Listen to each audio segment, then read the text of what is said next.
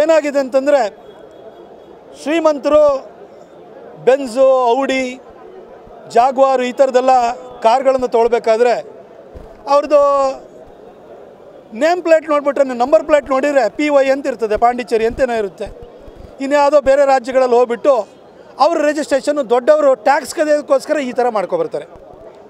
ಈಗೇನಾಗಿದೆ ಅಂತಂದರೆ ಈ ಕಮರ್ಷಿಯಲ್ ವೆಹಿಕಲ್ಗಳೇನಿದೆ, ಈ ಜನಗಳು ನೋಡೋದು ಮ್ಯಾಕ್ಸಿ ಕ್ಯಾಬ್ಗಳಿರ್ಬೋದು ಅಥವಾ ದೊಡ್ಡ ದೊಡ್ಡ ಬಸ್ಗಳು 49 ಸೀಟ್ ಇರೋಂಥ ಬಸ್ಗಳಿರ್ಬೋದು, ಇವುಗಳೇನು ಮಾಡಿದ್ದಾರೆ ಇವತ್ತು ಅವುಗಳಲ್ಲೂ ಕೂಡ NY, AR, DD, OD, PY, GA ಅಂತ ಕಾಣಿಸುತ್ತೆ. ಅಂದರೆ ನಾಗಾಲ್ಯಾಂಡು, ಅರುಣಾಚಲ್ ಪ್ರದೇಶ, DU ಡಮನ್ನು, ಗೋವಾ, ಒಡಿಸ್ಸಾ, ಪಾಂಡಿಚೇರಿ ಈ ಥರದ್ದು ರಿಜಿಸ್ಟ್ರೇಷನ್ ನಂಬರ್ಗಳು ನಾವು ನೋಡ್ತಾ ಇದ್ದೀವಿ. ಯಾಕಾಗಿ ಈ ನಾರ್ತ್ ಈಸ್ಟ್ ಸ್ಟೇಟ್ಗಳಲ್ಲಿ ಯೂನಿಯನ್ ಟೆರಿಟರೀಸ್ ಅಥವಾ ಕೇಂದ್ರಾಡಳಿತ ಪ್ರದೇಶಗಳಲ್ಲಿ ನೋಂದಣಿ ಮಾಡ್ಕೊಳ್ತಾ ಇದ್ದಾರೆ ಅಂತಂದರೆ ಅಲ್ಲಿ ನೋಂದಣಿ ಶುಲ್ಕನೂ ಕಮ್ಮಿ, ಜೊತೆಗೆ ಕಮರ್ಷಿಯಲ್ ವೆಹಿಕಲ್ಗಳಿಗೆ ನಮ್ಮ ಕರ್ನಾಟಕದಲ್ಲಿ 3 ತಿಂಗಳಿಗೆ ಒಂದು ಸರಿ ಮದರ್ ಟ್ಯಾಕ್ಸ್ ಅಂತೇಳಿ 83,000 ಕಟ್ಟಬೇಕು. ಅವು ನಾರ್ತ್ ಈಸ್ಟ್ ಸ್ಟೇಟ್ಗಳಿಗೆ ಸ್ಪೆಷಲ್ ಸ್ಟೇಟಸ್ ಇರೋದ್ರಿಂದ ಅಲ್ಲಿ 3 ತಿಂಗಳು ಒಂದು ಸರಿ ಕಟ್ಟುವಂಥ ಮದರ್ ಟ್ಯಾಕ್ಸು ಲೆಸ್ ದೆನ್ 20,000 ಇರುತ್ತೆ. ಅದನ್ನು ಇಲ್ಲಿ ಬಂದು ಅಲ್ಲಿ ರಿಜಿಸ್ಟ್ರೇಷನ್ ಮಾಡಿಕೊಂಡು ರಿಜಿಸ್ಟ್ರೇಷನ್ ಫೀನಲ್ಲೂ ಉಳಿಸ್ಕೊಳ್ತಾರೆ. ಇಲ್ಲಿ 3 ತಿಂಗಳಿಗೆ ಒಂದು ಸರಿ ಮದರ್ ಟ್ಯಾಕ್ಸ್ ಕಟ್ಟೋದಿಲ್ಲ, ಅದನ್ನು ಕದೀತಾರೆ.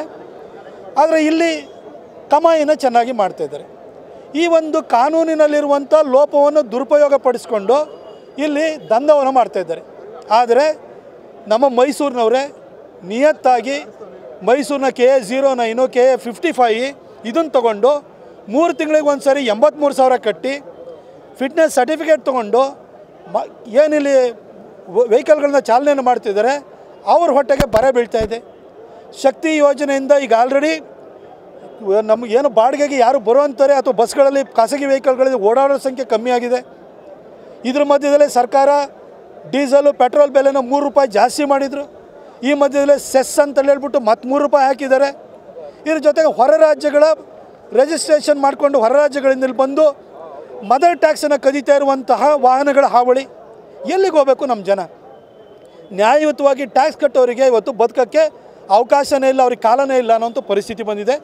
ಹಾಗಾಗಿ ಇವತ್ತು RTO ಎದುರುಗಡೆ ನಮ್ಮ ಎಲ್ಲ ಚಾಲಕರ ಸಂಘದ ಮುಖಾಂತರವಾಗಿ ನಾವು ಪ್ರೊಟೆಸ್ಟನ್ನು ಮಾಡಿದ್ದೀವಿ. ಇಬ್ಬರು ಆಯುಕ್ತರಿಗೆ ನಾವು ಹೇಳಿದ್ದೀವಿ, ತಕ್ಷಣಕ್ಕೆ ಇವತ್ತು ಸಂಜೆ ಒಳಗಡೆ ನೀವು ಏನು FC ಮಾಡಬೇಕಾದ್ರೆ GPS ಪ್ಯಾನಿಕ್ ಬಟನ್ನ ಅಳವಡಿಸ್ಕೊಳ್ಬೇಕು ಅಂತ ಸರ್ಕಾರದಿಂದ ನಿಯಮ ಬಂದಿದೆ. ಕೇಂದ್ರ ಸರ್ಕಾರದಲ್ಲಿ ನಾವೇ ನಿಯಮ ಮಾಡಿದ್ದೀವಿ.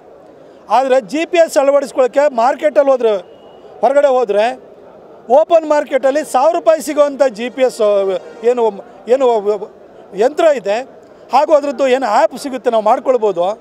ಅದನ್ನು ಇಲ್ಲಿ ಸರ್ಕಾರದವರು ಟೆಂಡರ್ ಕರೆದು 12 ಏಜೆನ್ಸಿಗಳಿಗೆ ಕೊಟ್ಟಿದ್ದಾರೆ. ಅದೇ ಏಜೆನ್ಸಿಯಿಂದ ಹಾಕ್ಕೊಳ್ಬೇಕು, ನೀವು ಪ್ರೈವೇಟಾಗಿ ಹಾಕ್ಸಿದ್ರೆ ಅದನ್ನು ನಾವು ತಗೊಳ್ಳೋ ಲೆಕ್ಕಕ್ಕೆ ಅಂತ ಹೇಳ್ತಾರೆ. ಅಂದರೆ ಸರ್ಕಾರ ಏನು ದುಡ್ಡು ಮಾಡೋಕ್ಕಿರೋದ? ಸರ್ಕಾರ ಹೇಳ್ತೀವಿ, ಸರ್ಕಾರ ಇರೋದು ದುಡ್ಡು ಮಾಡೋಕ್ಕಲ್ಲ, ಜನಕ್ಕೆ ಅನುಕೂಲ ಕಲ್ಪಿಸ್ಕೊಡೋದಕ್ಕೆ. ಹಾಗಾಗಿ ದಯವಿಟ್ಟು ನಾನು ಮಾನ್ಯ ಮುಖ್ಯಮಂತ್ರಿ ಸಿದ್ದರಾಮಯ್ಯ ಸಾಬ್ರಿಗೆ ಕೇಳ್ತೀನಿ, ಸರ್ ಈ 12 ಆ್ಯಪ್ ಏಜೆನ್ಸಿಗಳೇ ಹಾಕ್ಬೇಕು ಸರ್, ನಮಗೆ ಕಮ್ಮಿ ಸಿಗುತ್ತೆ ಅಂದರೆ ಕಮ್ಮಿಯಲ್ಲಿ ಹಾಕ್ಸ್ಕೊಳ್ತೀವಿ. ನಿಮಗೇನು ಯಾರ್ಯಾರು ಬಸ್ಗಳಲ್ಲಿ ವಾಹನಗಳಲ್ಲಿ ಓಡಾಡ್ತಾರೆ, ಖಾಸಗಿ ವಾಹನಗಳಲ್ಲಿ ಓಡಾಡ್ತಾರೆ, ತುರ್ತು ಸಂದರ್ಭದಲ್ಲಿ ಅವರು ಪ್ಯಾನಿಕ್ ಬಟನ್ನ ಪ್ರೆಸ್ ಮಾಡಿದರೆ ಕಮಾಂಡ್ ಆ್ಯಂಡ್ ಕಂಟ್ರೋಲ್ ರೂಮಿಗೆ ಮಾಹಿತಿ ಬರಬೇಕು, ಒಂದು SOS ಬರಬೇಕು. ಅದಾದಮೇಲೆ ಆ್ಯಕ್ಷನ್ ಇನಿಷಿಯೇಟ್ ಮಾಡಬೇಕು, ತುರ್ತಾಗಿ ಸ್ಪಂದಿಸಬೇಕು, ಅಷ್ಟೇ ತಾನೇ. ಇದು ಇದೇ ಏಜೆನ್ಸಿ ತೊಗೊಳ್ಬೇಕು, 12 ಏಜೆನ್ಸಿ ಇದೆ ಅಂತ ಹೇಳಿದರೆ ಅವರು 12, 15, ₹16,000 ಕೇಳ್ತಾಯಿದ್ದಾರೆ. ಮಾರ್ಕೆಟಲ್ಲಿ ₹2,000, ₹1,000 ಸಿಗ್ತಾಯಿದೆ. ಇದು ಯಾಕೆ ಸರ್ಕಾರಕ್ಕೆ ದುಡ್ಡು ಮಾಡೋಕ್ಕೆ ಇನ್ನೇನು ಬೇರೆ ದಾರಿ ಇಲ್ವಾ? ಅಥವಾ ಏಜೆನ್ಸಿಗಳಿಗೆ ದುಡ್ಡು ಮಾಡಿಕೊಡ್ಬೇಕಾ? ದಯವಿಟ್ಟು ಇದನ್ನು ಬಿಡಿ ಸರ್. ನಿಮ್ಮ ಶಕ್ತಿ ಯೋಜನೆಯಿಂದ ಅದರ ಉದ್ದೇಶದ ಬಗ್ಗೆ ನಾನು ಖಂಡಿತ ಏನೂ ತಪ್ಪಾಗಿ ಹೇಳಲ್ಲ. ಆದರೆ ಖಾಸಗಿ ವಾಹನಗಳನ್ನ ಇಟ್ಕೊಂಡಿರೋರಿಗೆ ತುಂಬ ತೊಂದರೆ ಆಗಿದೆ, ದಯವಿಟ್ಟು ಅರ್ಥ ಮಾಡ್ಕೊಳ್ಳಿ. ಅವ್ರಿಗೆ ಇಲ್ಲಿ ಬಂದು ಒಂದು FC ಫಿಟ್ನೆಸ್ ಸರ್ಟಿಫಿಕೇಟ್ ಕೊಡಬೇಕು ಅಂದರೆ ನಿಮ್ಮ ಸೆಪ್ಟೆಂಬರ್ 10ನೇ ತಾರೀಕಿಂದ ಪ್ಯಾನಿಕ್ ಬಟನ್ ಅನ್ನೋದು ಲಾಗು ಆಗೋದು. ಆದರೆ ಇವಾಗಲೇ ನೀವು ಹೋಗಿ ಈ ಏಜೆನ್ಸಿಯಿಂದ ತೊಗೊಳ್ಳಿ, ₹15,000 ದಂಡ ಕಟ್ಟಿಸ್ಕೊಳ್ಳಿ ಅಂತ ಹೇಳ್ತಾರೆ. ಯಾಕೆ ಸರ್ ಮಾಡ್ಕೋಬೇಕು? ನಿಮ್ಮದು ಪ್ಯಾನಿಕ್ ಬಟನ್ನ ಅಳವಡಿಸ್ಕೊಳ್ಬೇಕಾದ್ರೆ ಕಡ್ಡಾಯ ಅಂತ ಮಾಡಿ, ಕೇಂದ್ರ ಸರ್ಕಾರದ ನಿಯಮ ಇದೆ. ಆದರೆ ಇಂಥದ್ದೇ ಏಜೆನ್ಸಿಯಿಂದ ತೊಗೊಳ್ಬೇಕು ಅಂತ ಏನಿದೆ ಸರ್? ನಾವು ಯಾವುದನ್ನು ಬೇಕಾದ್ರೂ ಬಳಸ್ಕೊಳ್ತೀವಿ. ದಯವಿಟ್ಟು ಪ್ಯಾನಿಕ್ ಬಟನನ್ನು ಅಳವಡಿಸ್ಕೊಳ್ಬೇಕಾದದ್ದು ಎಮರ್ಜೆನ್ಸಿ ಪ್ಯಾನಿಕ್ ಬಟನ್ ಅಳವಡಿಸ್ಕೊಳ್ಬೇಕಾದ್ರೆ ಕಡ್ಡಾಯ ಅಂತ ಮಾಡಿ. ಆದರೆ ಇಂಥ ಏಜೆನ್ಸಿಯಿಂದಲೇ ತೊಗೊಳ್ಳಿ ಅಂತ ಹೇಳ್ಬಿಟ್ಟು ಕಡ್ಡಾಯ ಮಾಡೋಕ್ಕೆ ಹೋಗಬೇಡಿ. ಇದು ದಂಧ ಆಗುತ್ತೆ. ಈ ದಂಧ ಪ್ರಾರಂಭವಾಗಿದೆ. RTOಗಳಲ್ಲಿ ಬರೀ ವಸೂಲಿ ಥರ ಆಗೋಗ್ಬಿಡುತ್ತೆ. ದಯವಿಟ್ಟು ಇದಕ್ಕೆ ಅವಕಾಶನ ಮಾಡಿಕೊಡ್ಬೇಡಿ. ದಯವಿಟ್ಟು ಆ ಆದೇಶವನ್ನು ತಕ್ಷಣಕ್ಕೆ ವಾಪಸ್ ತೊಗೊಳ್ಳಿ. ಜನ ಎಲ್ಲರೂ ಹಾಕ್ಸ್ಕೊಳ್ಳಿ. ಅವರಿಗೆ ಈ ಒಂದು ಎಮರ್ಜೆನ್ಸಿ ಪ್ಯಾನಿಕ್ ಬಟನ್ನ ಅಳವಡಿಸ್ಕೊಳ್ಬೇಕಾದ್ರೆ GPS ಅಳವಡಿಸ್ಕೊಳ್ಬೇಕಾದ್ರು ಕಡ್ಡಾಯ ಅಂತ ಮಾಡಿ ಅಂತ ನಾನು ಕೇಳ್ಕೊಳ್ತೀನಿ.